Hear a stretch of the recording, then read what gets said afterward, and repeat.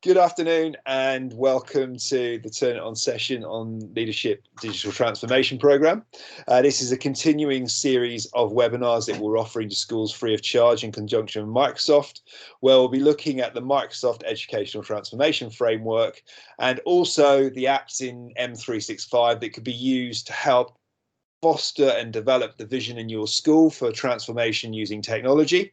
And that's not to forget any of the traditional aspects of your vision or standards for improvement, but it's also just thinking how technology could lend a helping hand and feed into that process and improve things like communication in school, collaboration, availability of resources and so forth, which isn't always easy to do in just moving paper around. And we strongly feel that there's a way that technology could lend a helping hand there and support you, your school, your trust or your academy. So I'm going to just move through the slides and then at various points we'll break out. If you've got any questions where you are joining me live on this session, feel free to ask them and I will fill in any resources at the end or share them on the chat. So if you were signed up, you will also be able to access the chat. The agenda for this afternoon is to quickly revisit the philosophy and the aims of the Educational Transformation Framework. We then got two more pillars to look at. They are the orange pillar and the blue pillar at the bottom of the diagram. So intelligent environments and student school success. We will pay reference to various M365 apps and how they can support the ETF as we go through. There'll be pause points for questions, also to share what you've been doing in school, or if you have any questions yourself about how you might approach an aspect of leadership and digital transformation, please just ask. I'm here to help you. So as we said, this is a continuing series of webinars. Today is session 5. So we're looking at widening out the ETF, and these last two pillars have more of a broad aspect across your organization. The session 6 and session 7, which will happen in December, we're looking at student voice and also how we can use technology across the curriculum. So we'll briefly dip into Minecraft for education in those sessions. So it'll be less of a focus on ETF in session 6. And then in session 7, we'll come back to the ETF and we'll really look at the 4 pillars, what you've done so far, any initial ideas that you have, any vision planning documents you started making notes on. And if any of you've still got questions about the self-assessment, that's where we'll pick them up at that point. So for those of you that may have missed some of the previous sessions, we're using Microsoft Educational Transformation Framework.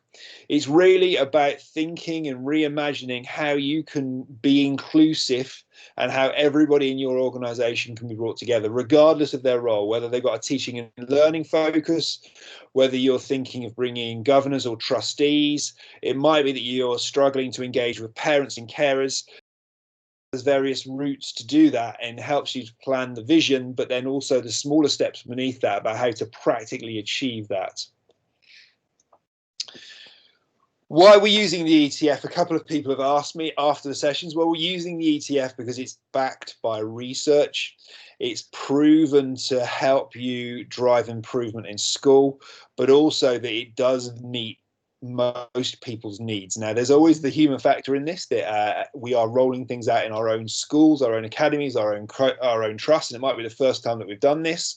But that's part of also why we've asked you to join this community for the Leadership Digital Transformation Programme, that we want you to be able to talk to each other. So if you have questions, you can email me in between. My email is martin.long@turniton.co.uk, and then I will pick them up in the following session. You can also email me if you've got any questions about anything we've presented or covered in the session. We will always try to ground what we're doing in real life examples, either through my own educational experiences, maybe it's from some research that Microsoft have completed, or also something that you fed back to me. So we previously covered leadership and policy and teaching and learning in session 3 of this program. And what we're going to do today is we're going to move into the final 2 of the 4 pillars, so that by the end of today's session, you'll have touched upon all 4 pillars. You'll have the initial planning documents supplied to you for each of those. And what we really want to do by focusing on the next session, looking at M365 apps and focusing on pupil voice and also the wider curriculum, is to give you some time to start to go away and think about that, just a bit of headspace between between the sessions. And then in the final session, the idea is that we'll come back together and we'll celebrate some of that and share how you're starting to approach that and your initial vision, or maybe how it's informed the vision that you had already, and you could have adjusted or amended or tweaked what you were doing and suddenly thought, you know what, technology could really give me a foot up here, and it'd be a valuable thing to incorporate into our school or our academy or our trust. Something I wanted to highlight, because I know not everybody else has managed to get to it yet, is the assessment tool. The assessment tool itself, if you are going to use the assessment tool, I know some of you have asked me again, can you share the link for that? I'll pop that into the chat. So anybody that's using the chat post this session, if you go to the chat that you're enrolled in, the assessment tool is there. It is a good way to get a very high level piece of insight into where you are now and where you want to be. You're clicking buttons, you get a report out at the end, but it doesn't take masses of time to complete that. So it's quite a good way just to get an initial diagnostic and then focus in on the documents that we're giving you from the sessions to look at the 4 pillars. Has anybody got any feedback that we've got here in the session of that assessment tool? I know, Steph, that you shared a little bit last time, but anybody else that's here with us at the moment has tried to complete that assessment tool or got any feedback from that assessment tool, good, bad or other? I'd be really interested to see what you think of it. You can either unmute or pop things in the chat if you've got anything to share. If not, I will move on. I'll just leave a little pause point just in case.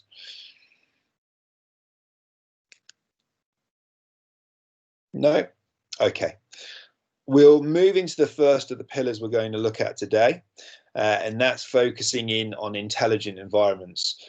We obviously do have an environment in school that we are working with, and sometimes, particularly in the UK where these sessions are aimed for, it's been a struggle sometimes to find the budget to make sure that physical environments are of the standard, which means that it's warm, it's welcoming, and it's a constructive environment that stimulates education, but also pastoral care. And what we're looking at is to move beyond that physical environment and starting to think about, well, what are the intelligent environments we can construct within the physical locations we are working?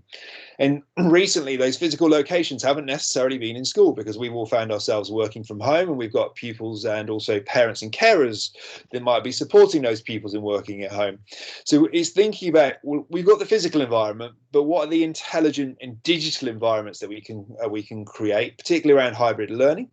But then once we've got these digital environments, how are we going to ensure they're fit for purpose and they're safe? And some schools in the UK have been working through a funded DFE program to ensure that you get an Office 365 supplied that can facilitate hybrid learning. But certainly the safeguarding and the e-safety aspects have been thought about, because there's a baseline set of parameters that are used to ensure that that setup is fit for purpose and keeps the students and the staff safe in your school. Then towards the right hand of that, we're going to think about, well, what operations do we have already, and can we then streamline any of those through using that intelligent environments?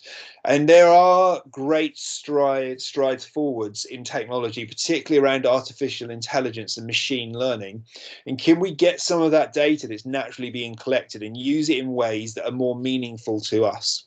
So those 4 sub areas within this pillar we're going to have a look at this afternoon is the first half of today's session.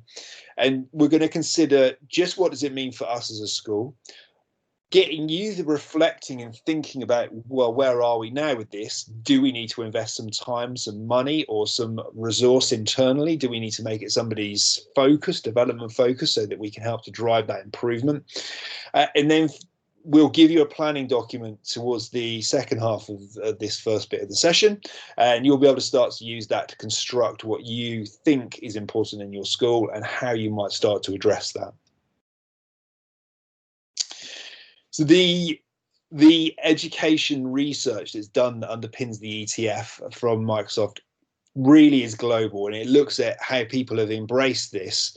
But one of the aspects I wanted to focus on first, not many people realize that there's a part of Office 365 in the background is something called Power BI, and Power BI is a really powerful platform. And Power BI in English takes the data that you've got in Office 365 and it makes sense of it. We as educators are used to being data rich, and when we're looking at things like progress of pupils or behaviour management or pastoral care, we've got systems around us, be it the MIS system or other packages we've purchased in, which makes sense of that data. But all too often, the data that's in Office 365, it might be how a team's being used in our school. It might be that it needs to take data from another system and present it in a way that's more pleasing or easy to access. And Power BI and Office 365 can do that. It presents it as tables or graphs or charts.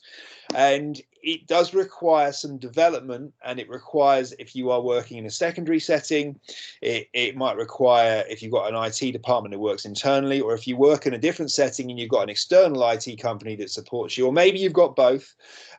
It might be that you want to start that discussion about, well, what could Microsoft Power BI do for us, and how could we tailor what's called a dashboard for either trust leadership, or it might be leaders in schools, principals or heads, so that they get the data they need at their fingertips. It might be they already have it because the MIS system they use or something presents it to them, but it may be that they're lacking in some way, and Microsoft Power BI could extract that data from what's going on in Office 365 and present it in a streamlined and meaningful way. To help you in planning for that, we've got the first of our documents this afternoon called Intelligent Environments, because it's the pillar we're looking at. And what we are going to do is I'll quickly swap screens as we're going to set you on a path, think about some questions on those intelligent environments and just how you in your organization can begin to plan for using those and how they might feed in. So I'm just going to open up that document and then I'll share that screen so that it's there and ready for you. And then we'll go through the questions that are in there. While I do that, are there any questions so far?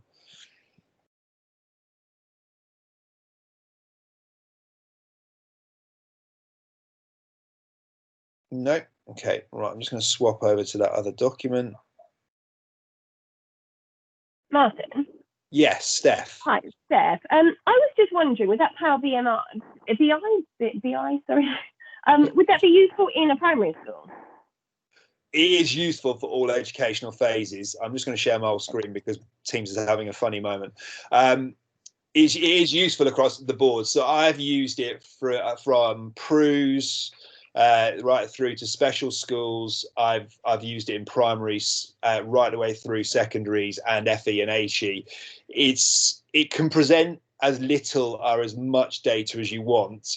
The thing that's worth the investment in time is thinking about what you need someone to give you an insight on what data can be pulled out. And do you know what? Practically anything in Office 365 can be pulled out.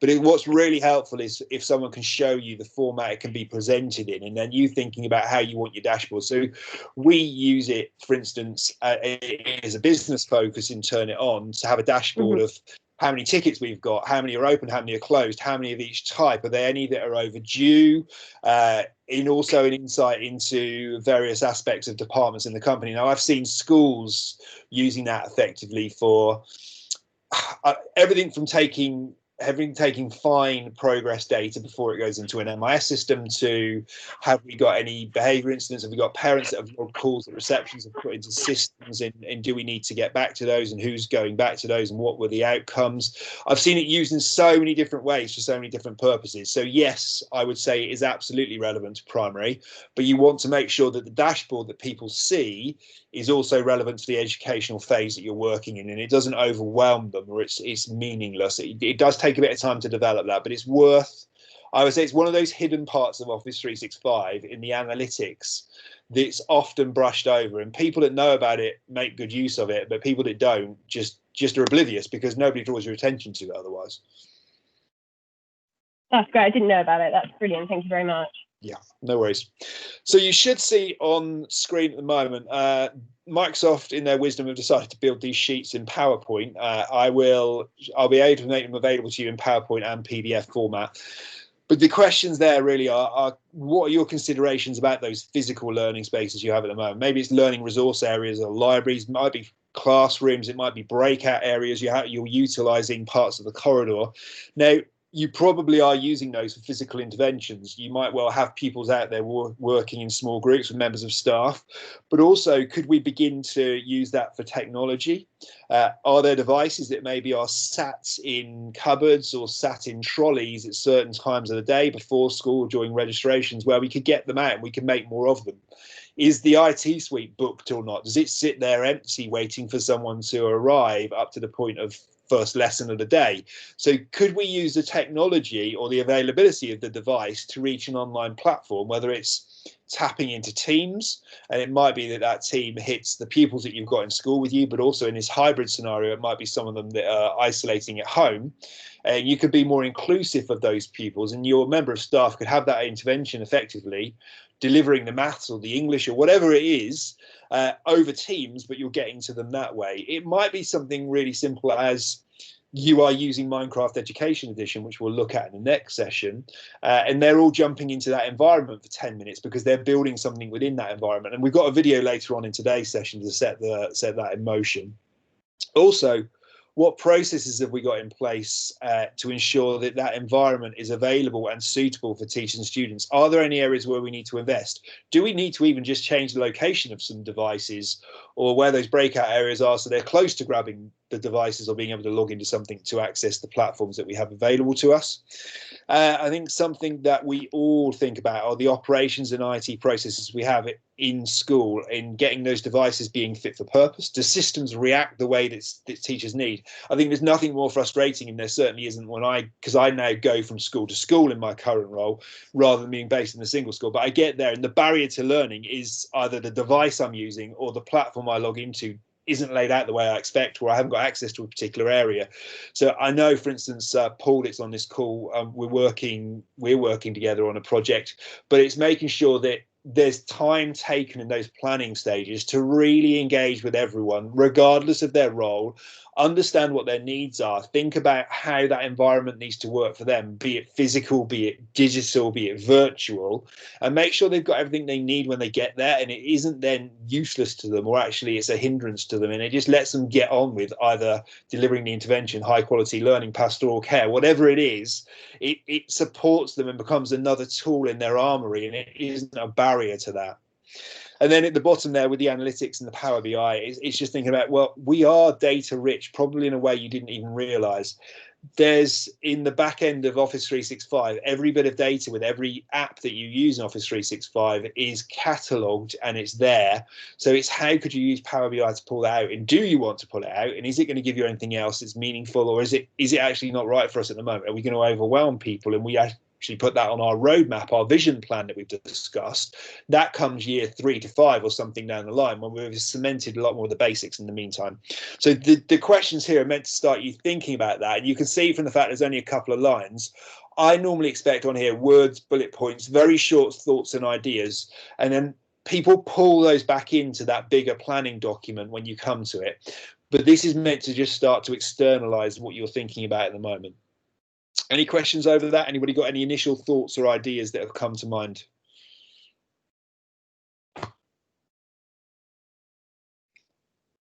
Nope. All right, I'll swap screens back a moment, and then we'll come back across to the other sheet in a little bit.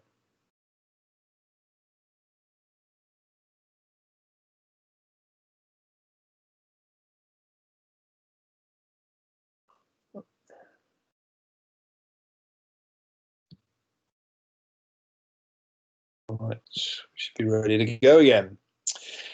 We'd normally give you some time if this was a face-to-face session to do that in a small group, but given the fact that we're running this time as an evening session or a twilight, we're giving you those resources to take away. And what we ask is, if you haven't had a chance to do the 2 from the previous 2 pillars in session 3, could you have a go at jotting down some ideas for those? And with the ones that we're going to give you today, can we pick that up in the final session 7?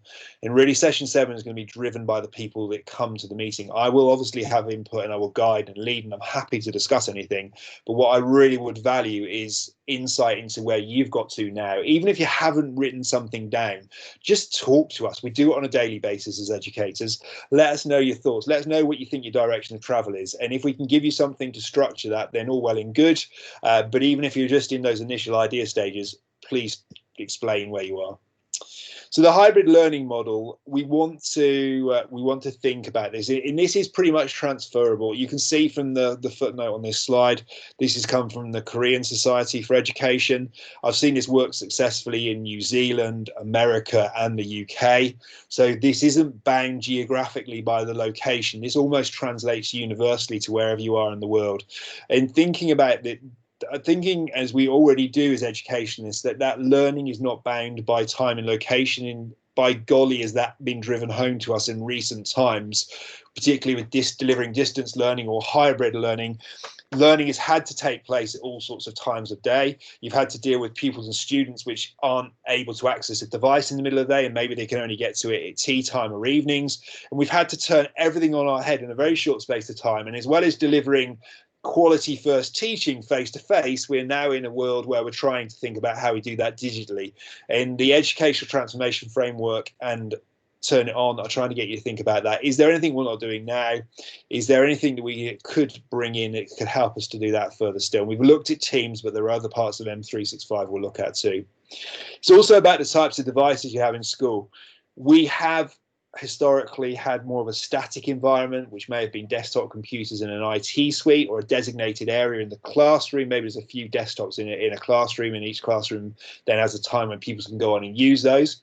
But we are driving more and more towards a world where mobile devices are going to become key, but also more reliable in their experience. So it could be that you are dealing with Windows tablets, or it might be you've got clamshell devices or folio devices where they can fold back on themselves. And you've got the flexibility to do a piece of more formal work with a mouse, trackpad, and a keyboard, but then you swing the screen back around and you may have a screen that you can use with your finger. Or if you're really lucky and you've got the budget to do so, you might have a stylus. But those mobile devices also open up another world of opportunity about what's achievable, and also how you can then twist tools that you've got in Office 365 and use them further still. If I think of things just like OneNote class notebook, showing that to some pupils, it's just like a light bulb going on in their head. And the revelation that they've almost got like a digital textbook. But also from a school leader perspective, it might be that I have one book less per pupil per class I need to provide a year because we do some work in OneNote class notebook. And that doesn't start to sound initially like a huge cost saving, but things like that and the way that technology can lend itself. Yes, I've invested in the device, but devices are more robust now. We've got rugged versions of them that are produced by Microsoft and other third-party vendors, and those can then see a payback over time where you have maybe saved in other resources that you would buy physically during the year. And then not underestimating what we discussed in the previous two pillars is that okay, we've got the environment, we've got the devices, we've got the platforms, but absolutely key to that is making sure those staff feel empowered to do something with it, and also getting the staff to accept that the pupils or the students will run further, faster with a concept than you can possibly cope with as a teacher. You are trying to plan that lesson, you're trying to think about interventions and making sure everyone's catered for. So don't be scared of that, embrace that, harness that enthusiasm, that drive, that passion for seeing a way that technology can be twisted and brought back into the classroom. I love it. I just get them to show me. And very often what I've planned as a lesson, either in that lesson or in a future sequence of learning, I'll just let it be twisted a little bit. Okay, I've got to hit core progress either through a unit of work or across an academic year, and we're absolutely going to get measured on that, and we need to make sure we deliver. But if we can do it in a way where the deeper levels of learning are taking place and the pupils we've got in front of us are more engaged because they're doing what they always did but in a very different way, then by gosh, has that got to be worth it, and it will come back and repay you in spades. So that hybrid learning model of not just the physical face-to-face versus distance, but also the hybrid of traditional methods versus digital and electronic methods is something that I urge you to consider in your vision planning. The remote and hybrid learning model as well is that paradigm shift in education. We were absolutely presented with it. We had the whole process in the world around us unsettled, and we went through that transition in the summer, spring into summer, and then we reimagined what we can do. And I think that's why some people certainly that are on this program have joined me, but also other people out there are beginning to question, well, what could we do if we reimagine the way we deliver learning in our schools? And also within this pillar, we need to remember that more and more we have devices and pupils or students that are connected to the internet of things, whether it's at home and they've got a smart speaker, and that's another way of quickly accessing information. It's shallow learning because they're just asking a speaker a question and it's responding to them. But we need to think of ways to not necessarily make it more difficult, but empower them with access to information, but also not just expect them to shallowly skim that information off the top and reproduce it for us, but to take it and reconstruct it or apply it so that we get that deeper learning taking place. But we also need to make sure, as people in schools and academies and trusts, that we put the appropriate security measures in place, that the safety and safeguarding measures are applied, and that if the Office 365 is going to be the platform that's delivering, that all of those things are in place. If it's Teams, we haven't got one-to-one chats going on where pupils are having private conversations or trying to bother staff to have private conversations. If it's in a primary school, that we've got the possibility to introduce email if we wish, but we could have it switched off for a period of time, and maybe when they get to year 6 and they're doing it through the computing curriculum, that we enable that. But it could be a ring-fenced, sandboxed email so they can email just each other within the class and not the wider world. And there's lots of scope to do that, where you've got control and you can then relinquish that and open up other possibilities for pupils or students, but the security and the safeguarding is there for you. Thinking about the buildings and the energy efficiency, it can be that you can use it to tap into things like smart meters and working out the amount of electricity or gas that you're using in school, and that can be tied back into bringing some of that data back into Office 365. Also, that it might be thinking about other larger aspects such as transport to school and how we get people in and out. And also, as I said earlier, about how we could maybe save money or plan more smartly for the resources we've got, or use it for access control. So we could tie into not just things like physical doors, but it might be it ties into other systems around the school, lunch systems. Obviously, there's biometrics involved in that, and that's got a whole piece of legislation around it in its own right. But we could tie that system together, and you could get data out of those systems and pull it into things like Power BI. So as a trust member, you could maybe see what's your investments doing, how effective is it. We've spent a lot of money on this lunch system. Is it delivering the sort of throughput we need, or is it not, or what sort of choices? So I've seen in a secondary school where they had a lunch system and the data was anonymized fully, so it wasn't a GDPR issue. But what they did was they pulled the data out of the lunch system and they used it in design and technology and food tech. And they looked at the choices of the secondary students from year 7 to year 11. And they were looking at things like the Eat Well plate, and then it ended up in a deeper discussion about meal choices and should that inform what they actually sell in the canteen at lunchtimes, and should certain things even be on sale, or should they only be on sale a day a week? So that whole deeper learning and that cultural and that pastoral element started to come in, all because we pulled some data in and we pulled it into the system, and it came through Office 365 and Power BI and linking up to other applications. So it isn't just linked to Office 365. So those best practices for data security, we do need to have an awareness of what the issues might be in the first place. And that's why we may partner up with other schools, or we might partner up with other educational institutions that have been through similar processes to shortcut the process and understand some of the pitfalls, but also some of the positives at the same time. We've covered employee training in CPD. It's absolutely integral to this. We also need to think about who are our digital leaders. If we've got staff as digital leaders, or even pupils and students as digital ambassadors, they are going to be key to a successful rollout, but also longevity of any sort of technology strategy and having an impact on education.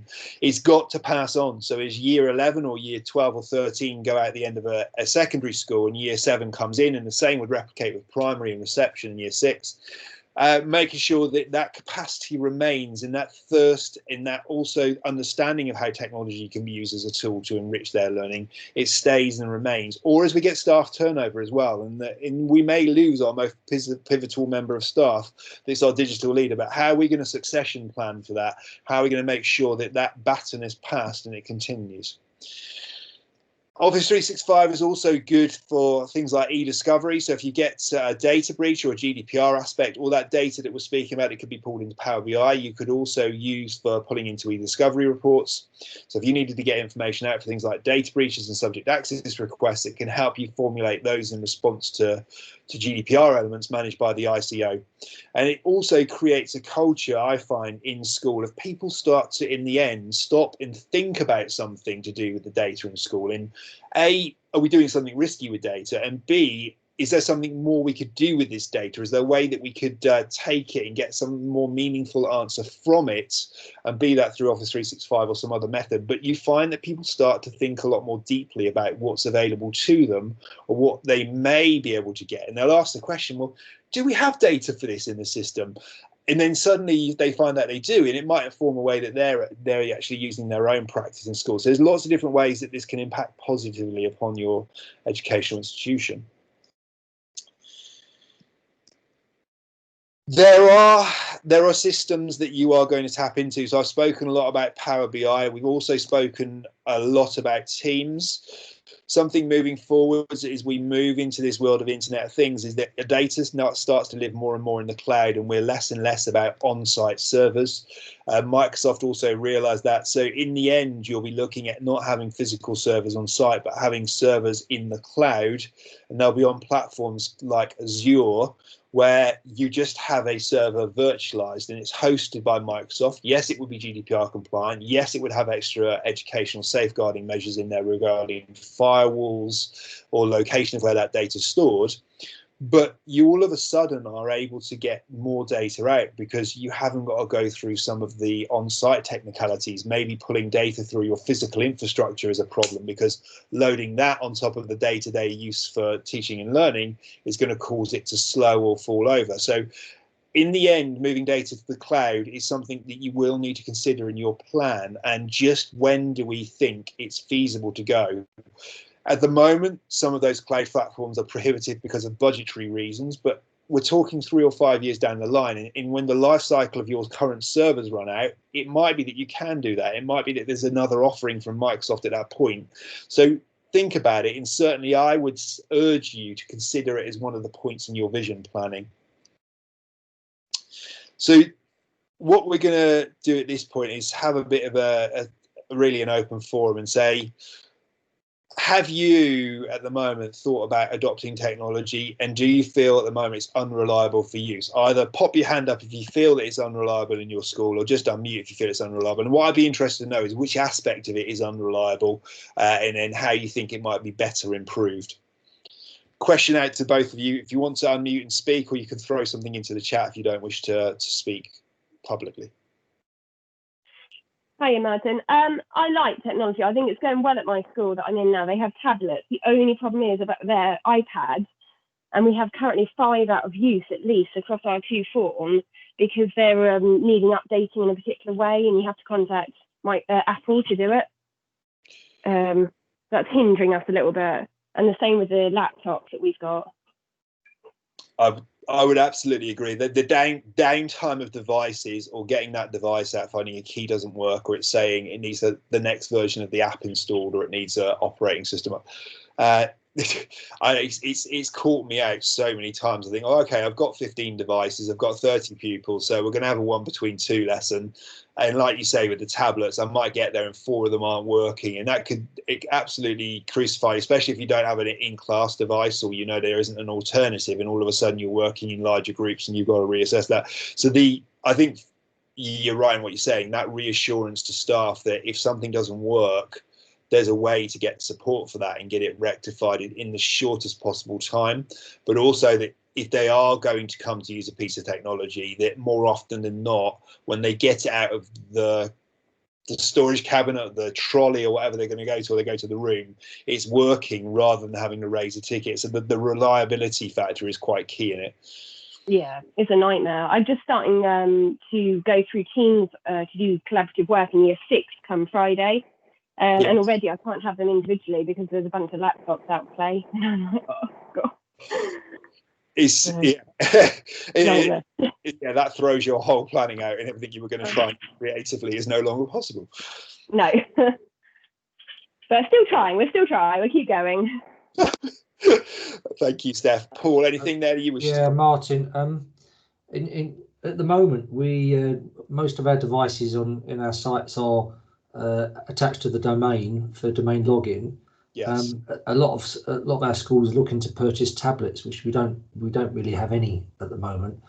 And I just wonder if you've got any comments or experience on putting the tablets, well, the security for tablets, because they're not quite so easy to lock down as laptops, are they? They traditionally may not be. So I guess one of the first things I would say is think about which tablets are going to work best for you. Is it that you want an alternative?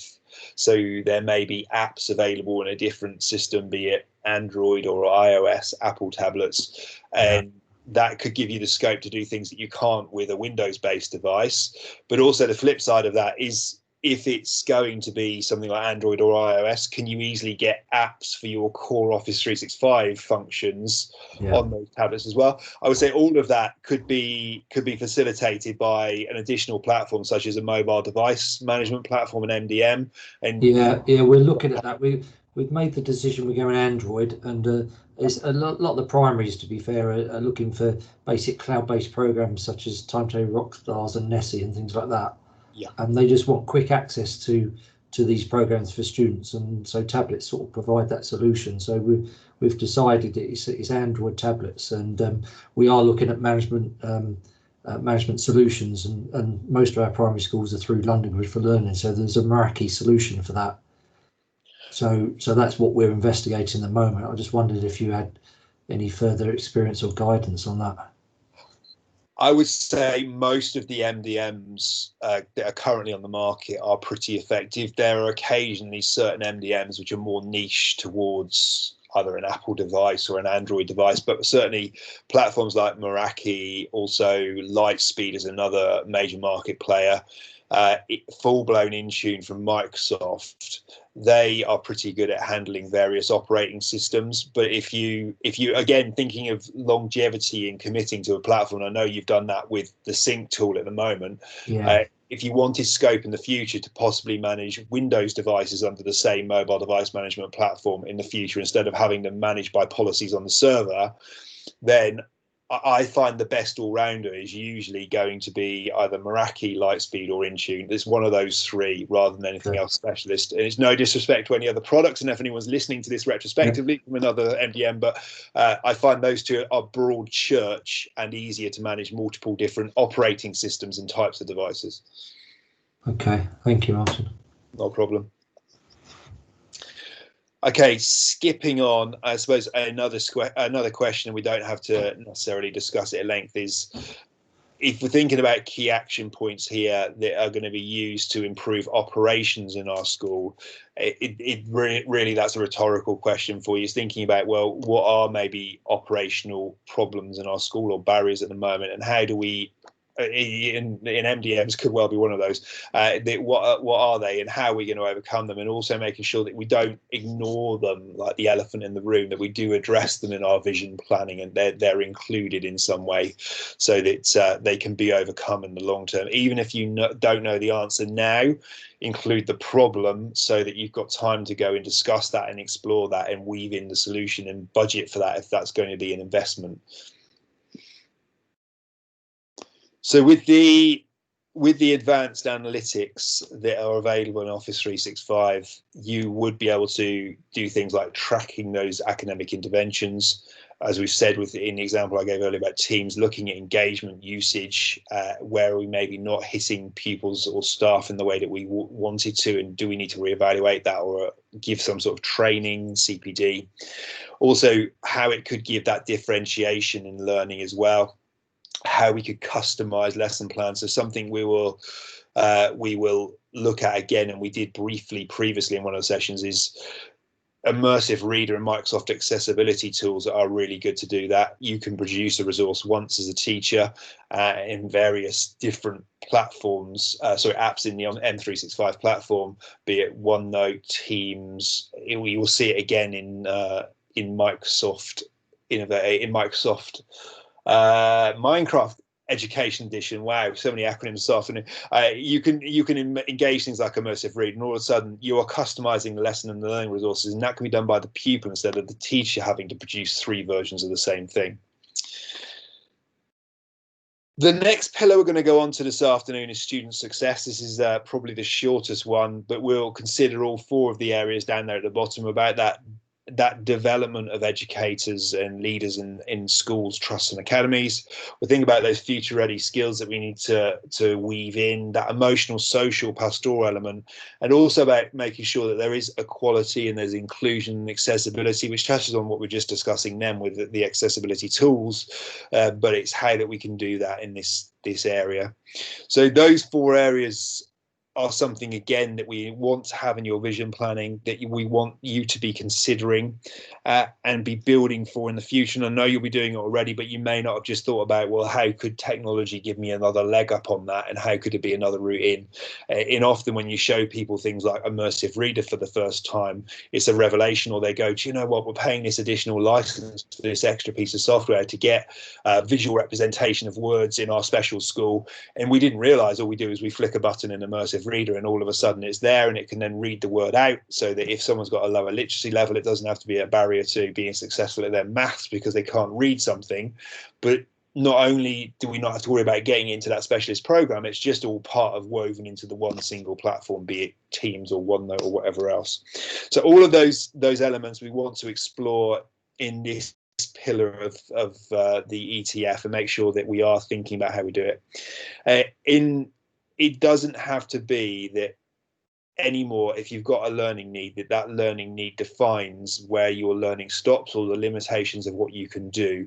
And it's something we want to get across really, really, really clearly in this area. And we've got another planning form for that. I think rather than me breaking out and going through the questions, because I'm also conscious of time here, they are, again, reflective questions. So as before, making sure that you go through and you think about, well, where do we have programs at the moment, and how effective are they at supporting learners in our school?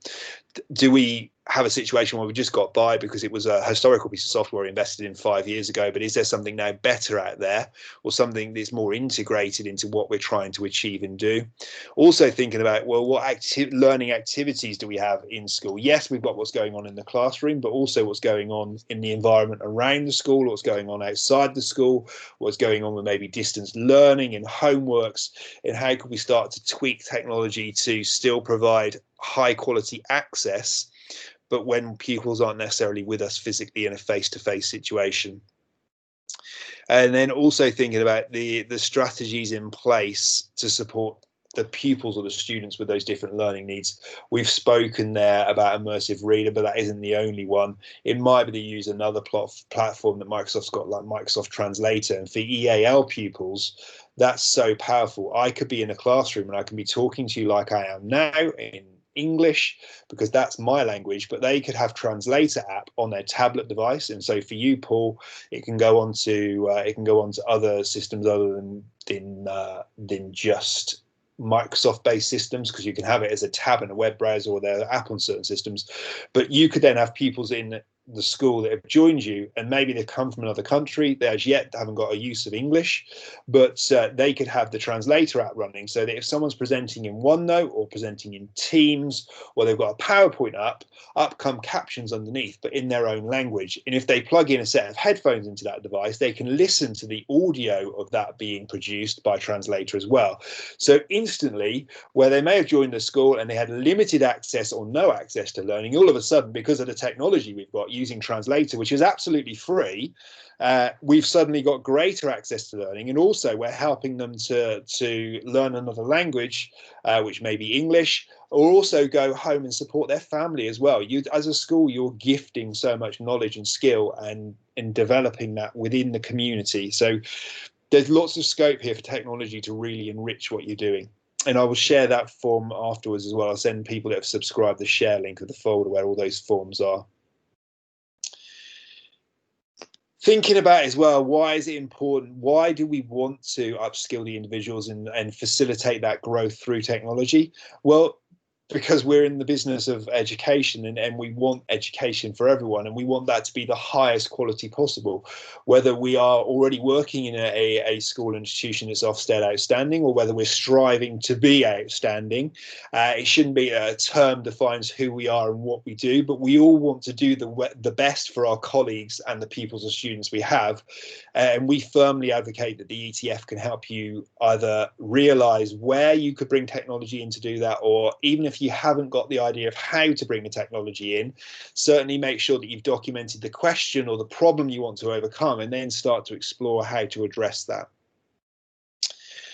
We've got here a video from a primary school, quite a famous primary school that Microsoft have paired up with, called Danesfield. So hopefully this is going to play and it'll give you an insight into how they've approached it. 2 years ago, we were in the bottom 10% for progress across reading, writing and maths. We are now in the top 1% nationally.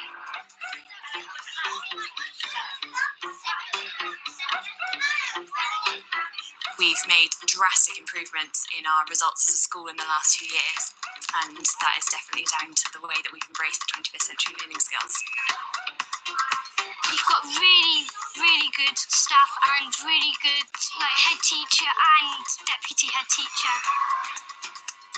They're much more confident talking to each other, sharing ideas. We get to talk to each other and learn with each other, because they might know some information that you don't know. You guys might do the first two sentences, you guys might do the second two sentences. The change in all of the teachers since I first joined 2 years ago and now it's completely different.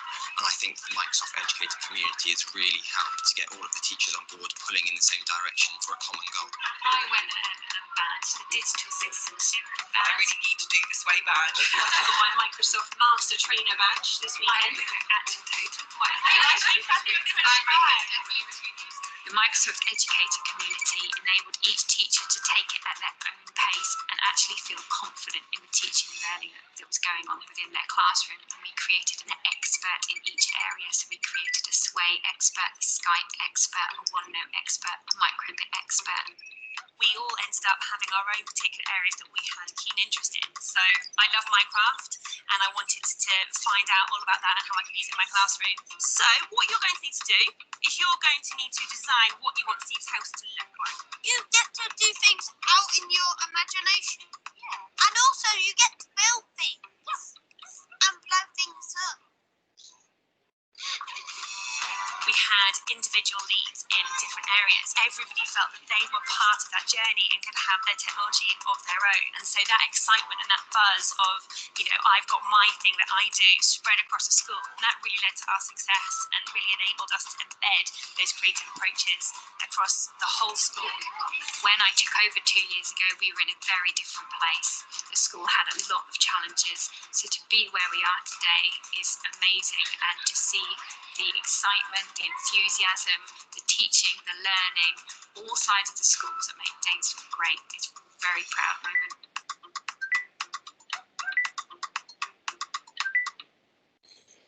Skipping through it, I know that I have taught in some quite challenging classes, but I have overcome some barriers and also got some pupils on side which have found they couldn't access the learning, which is why the behaviour problem was there, or they couldn't be successful in the learning that they were being asked to undertake.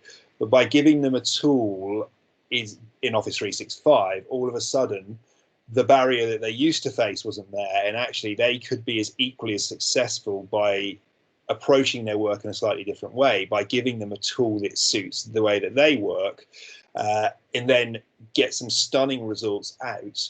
But on the back of that, I haven't then wasted my time or valuable time with the class through dealing with behavioural challenges, because those behavioural challenges, they haven't vanished. This isn't a magic bullet or a wand, but they have reduced to a level where actually the focus is on the teaching and learning and a lot less on trying to manage the class. And that has also been achieved by bringing in the technology as part of the vision in those schools. So it's one of those things about the technology, but also about the future ready skills that pupils all of a sudden, they don't realize it, but they're developing that future ready skill set, and that helps them develop not just with you currently, but as they go through the rest of their education, but out into the wider world as adults, and better prepares them for that. One of the areas where I was really surprised, and I must say I was absolutely skeptical when Microsoft first bought Minecraft, was Minecraft Education Edition. I had the perception that yeah, we're just bringing gaming into the classroom, and I don't think I see the value of this.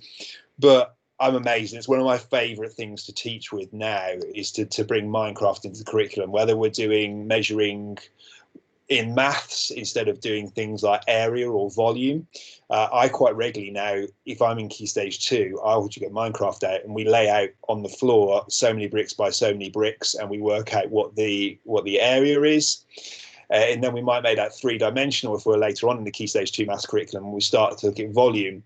And then they can create worlds where they go to look at the volume problems that have been created with them, and they have to go and work out, well, what is the volume of this set object, and we can then make it even more complicated and extend the learning. We move from cubes or cuboids into other shapes, so you start to get that depth of learning, and the engagement level I had compared to drawing out a piece of square paper was astounding. Just to show you a flavour of what that can be like, I'll play you a second video. Hi, I'm Ainsley, a 10th grader. Did you know you can use Minecraft Education Edition to help students like me learn how to collaborate and communicate better, practice conflict resolution, and build self-awareness and decision-making skills?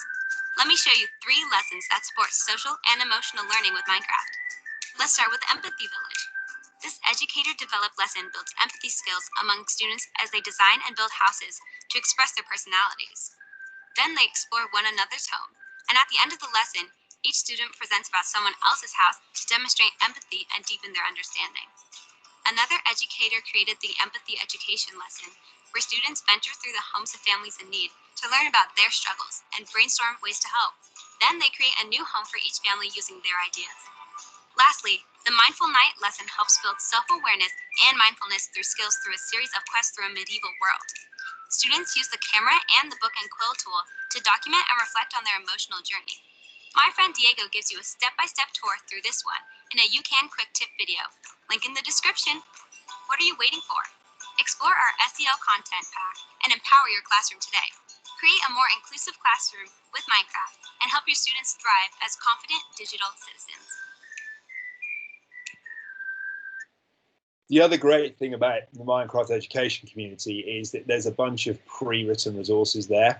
And so often we as trusts or academies and schools, we're having to invest heavily in pre-written resources from publishers, or staff having to waste valuable time preparing them. What you can pick a load of them off the shelf. You can go to immersive worlds and biomes and you can just do it. And it's all separated out by curriculum subject.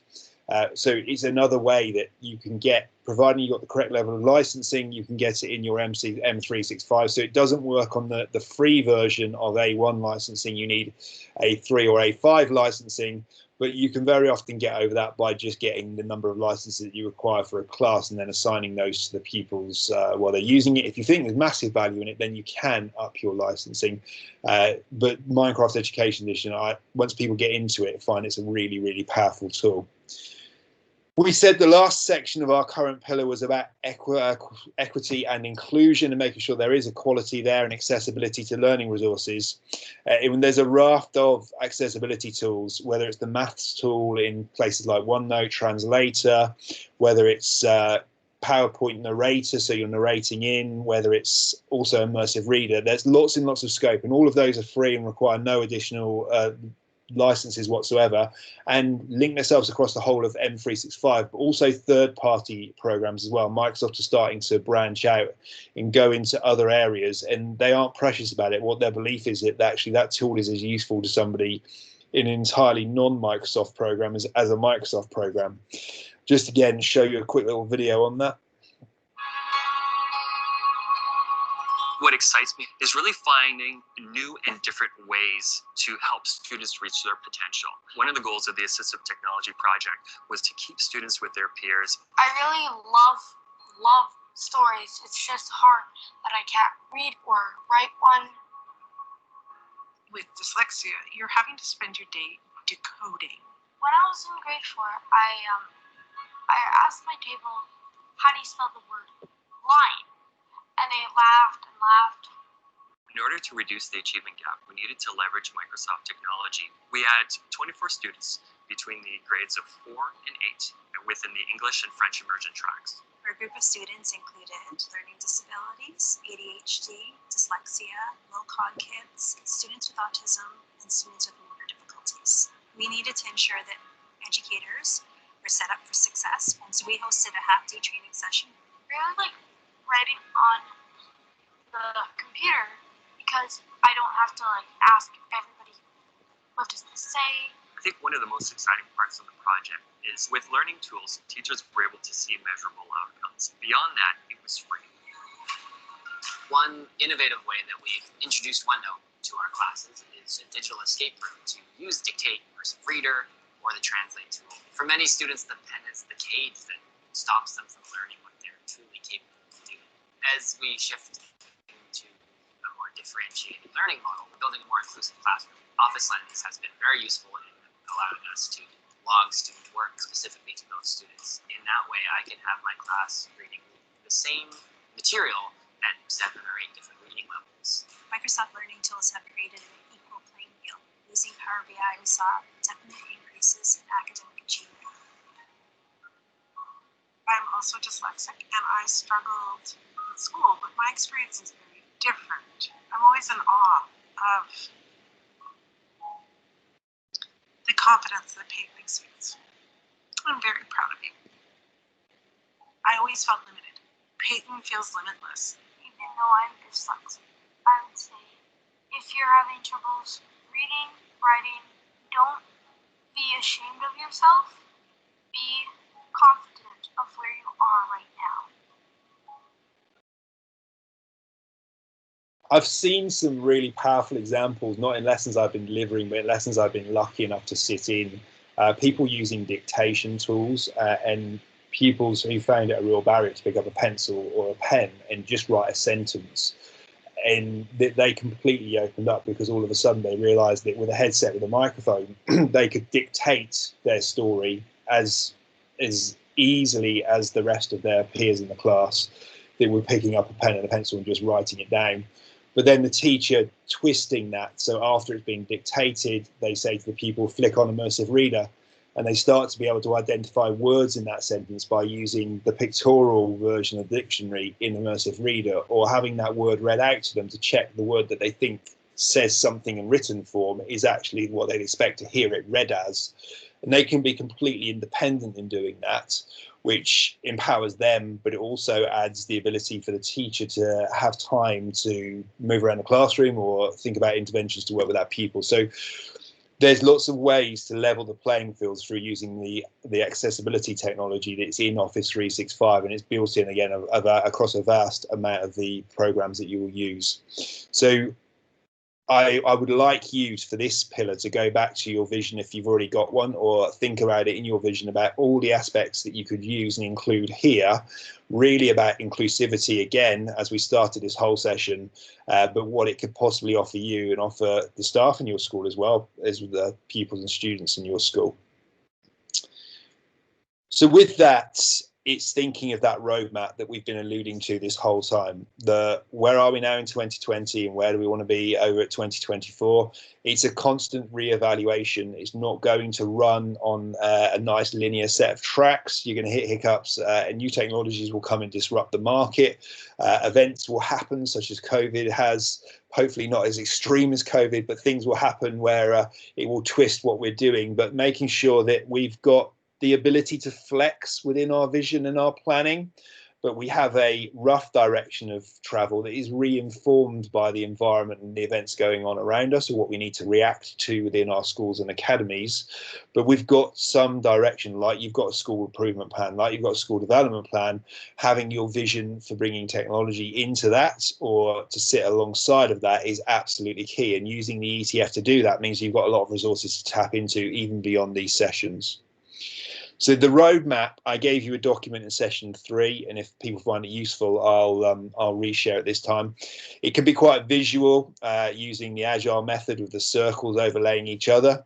Or if you are somebody who wants to break it down into more of a linear grid method, you can have the table with the people in capacity and the cultures and so forth, and you can plan it there across the different years, whichever version works for you. But once you've got that plan there, it's working out that roadmap to start with. And initially, the sheets that I've been giving you with those prompt reflective questions are then taken and they're transferred into this roadmap document, which I shared before. And then the roadmap gets expanded out either by bringing more people into your working group or by you starting to establish it across the school and picking just one small area and then beginning to establish that, and one by one growing your vision and changing the way that the school works. Sometimes you may not have that luxury because Ofsted may arrive or something and there's a definite immediate need to improve and address a certain area, and it has to be done by a certain time. But what I'd like you to always think about, as well as what's going on in other areas of your development planning, is just how technology could feed into that and how that could also be a tool to help you improve either at a faster pace or in a way that you hadn't considered previously, and also hopefully with very little or no additional cost, because I fully appreciate budgets are beyond bursting point and we're struggling to find finances in school. So that planning document that I gave you previously, I would ask you to have a go at visiting that and develop your roadmap, either in the agile method we've got here or the linear method that I've showed you there, and start to then flesh that out. And even if you come to that last session, session 7, with just wanting to discuss some ideas in your head, that would be probably more than I can hope for, given the pressures you've got on you with either running a trust or running a school or an academy, and then come and tell me how you're going to fit that into the ETF model and how that's going to help you improve. So for this session today, I'm going to say a thank you, and following this session I will share the resources, but really I'm going to throw it back open to you. Are there any questions or for the remaining part of this session before I bid you all goodbye this afternoon?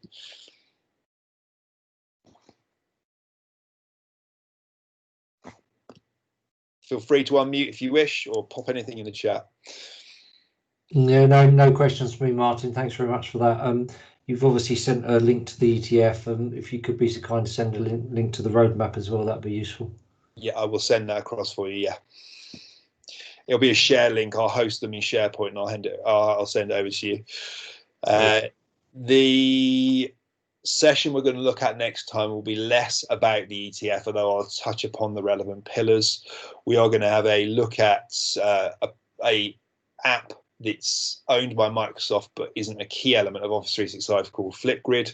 So we're going to look at pupil voice and assessment, and we'll also have a brief dip into Minecraft Education Edition so you can get a flavour of what the real thing looks like and how it might sit with various curriculum areas. So those two we've looked at today, but we'll actually have some time to investigate them further. And then session 7 we'll come back to the ETF and we'll look at all 4 pillars at once in your planning and your visions, and also what you've got from the diagnostic assessment too.